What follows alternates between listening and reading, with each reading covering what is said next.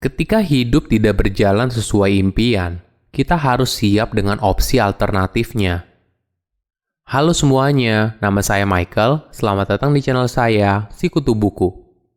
Kali ini saya akan bahas buku Option B karya Sheryl Sandberg dan Adam Grant. Sebelum kita mulai, buat kalian yang mau support channel ini agar terus berkarya, caranya gampang banget. Kalian cukup klik subscribe dan nyalakan loncengnya.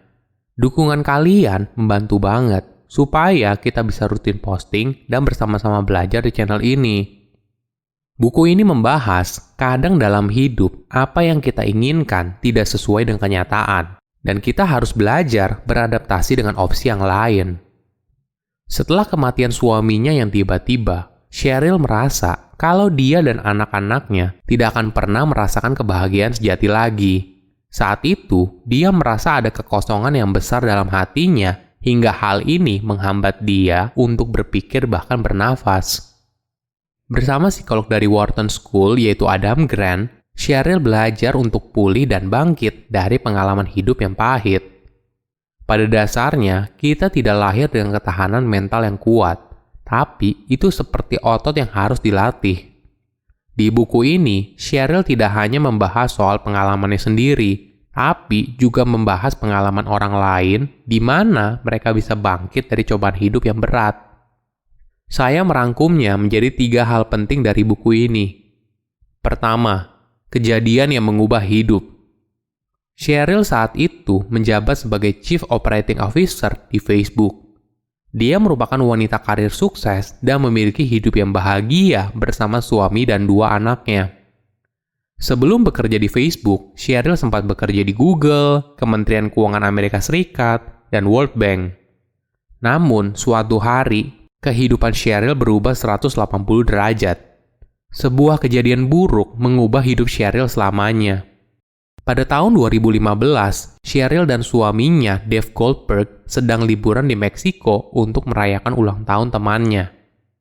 Mereka telah menikah selama 11 tahun dan memiliki 2 orang anak yang masih kecil. Pada hari Jumat malam, Dave jatuh di atas treadmill yang berada pada tempat gym di dalam villa pribadi tempat mereka tinggal. Ketika Dave tidak ada kabar selama beberapa jam, Sheryl dan 2 orang lainnya menemukan Dave dalam kondisi tidak sadarkan diri dan kemudian meninggal dunia di rumah sakit. Di waktu kematian Dave, anak-anaknya sedang berada di rumah orang tua Sheryl di California. Ketika memberitahu kabar buruk itu ke anak-anaknya, itu merupakan kondisi yang berat bagi Sheryl. Bahkan, Sheryl berpikir kalau dia dan anak-anaknya akan sangat sulit merasakan kebahagiaan lagi di masa depan. Laporan diagnosa awal kematian Dave menunjukkan kalau dia meninggal karena jatuh dari treadmill. Hal ini membuat Sheryl jadi menyalahkan dirinya sendiri. Kenapa dia tidak memperhatikan Dave dengan lebih baik? Adik Sheryl yang merupakan ahli bedah syaraf curiga karena ketinggian jatuh dari treadmill ke lantai tidak begitu tinggi dan tidak mungkin fatal. Otopsi kedua memberikan hasil yang berbeda dan menunjukkan adanya gangguan irama jantung yang tidak terdeteksi sebagai penyebab kematian utama. Informasi ini tidak membuat Sheryl menerima kenyataan. Dia kembali menyalahkan dirinya sendiri lagi. Kenapa dia tidak mendorong Dave lebih keras untuk mengubah pola hidupnya ketika Dave masih hidup? Saat mengalami sebuah kejadian yang mengubah hidup, kebanyakan orang tidak tahu harus apa.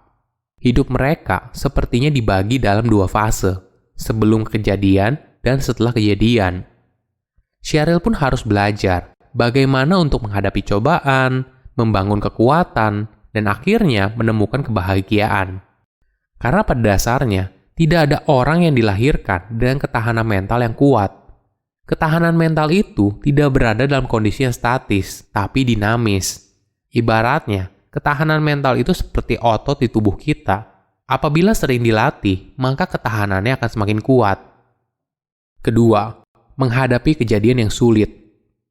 Dalam hidup, pasti ada momen kejadian yang sulit. Tapi, bagaimanapun juga, kejadian ini tidak boleh menghentikan kita untuk menjalani hidup.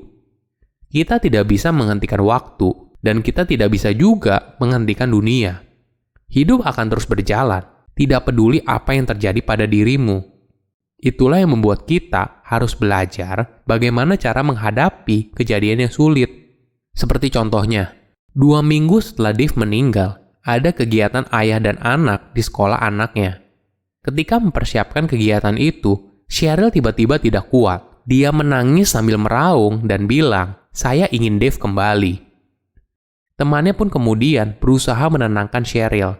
Dia bilang kalau option A sudah tidak ada, dan dia berusaha untuk membantu Cheryl dalam menemukan option B. Sama halnya dalam hidup kita. Kadang rencana hidup yang kita susun dengan baik tidak berjalan sesuai harapan. Di saat itu, kita harus belajar bagaimana hidup dengan alternatif opsi berikutnya.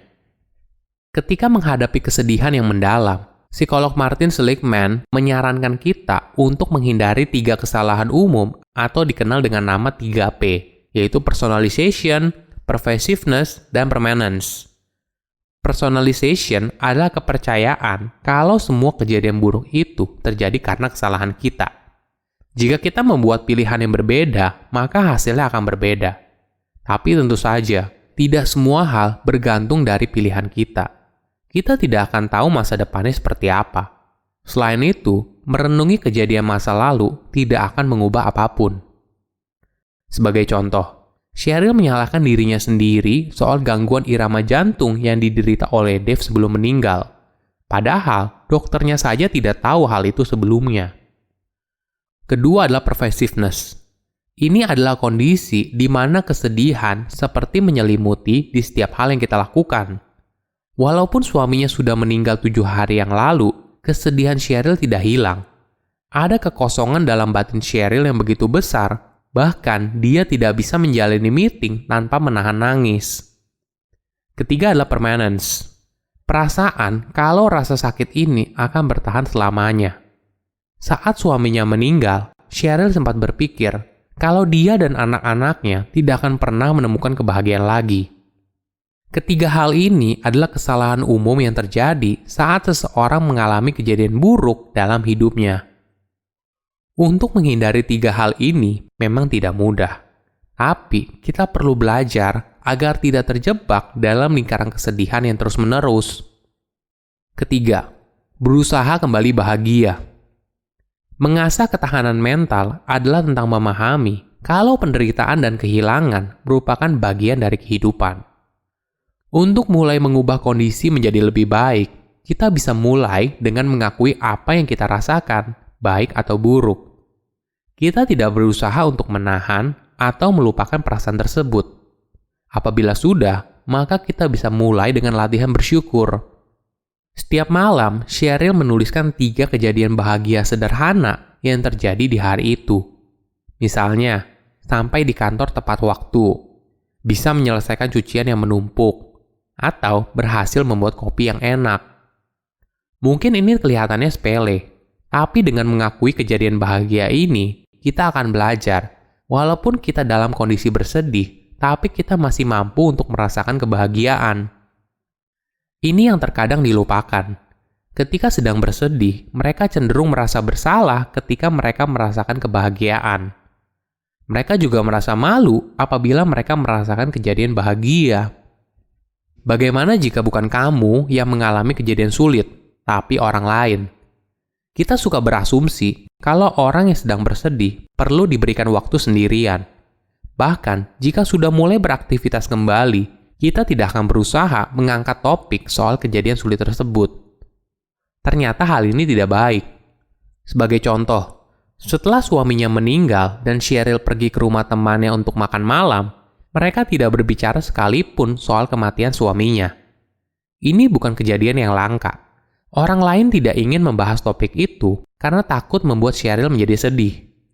Walaupun niatnya baik, tapi perilaku mereka itu membuat Cheryl merasa kalau mereka tidak mengakui apa yang Cheryl rasakan. Sebaliknya, sebagai teman, kita bisa menawarkan diri untuk selalu bisa dihubungi ketika teman kita butuh apapun. Itu adalah cara membantu teman kita melewati masa sulitnya. Hidup yang dijalani tidak selamanya mulus. Ketika ada kejadian sulit, kita harus siap pada opsi alternatifnya dan membangun kekuatan untuk bangkit. Silahkan komen di kolom komentar pelajaran apa yang kalian dapat ketika baca buku ini. Selain itu, komen juga mau buku apa lagi yang saya review di video berikutnya. Saya undur diri, jangan lupa subscribe channel YouTube Sikutu Buku. Bye-bye.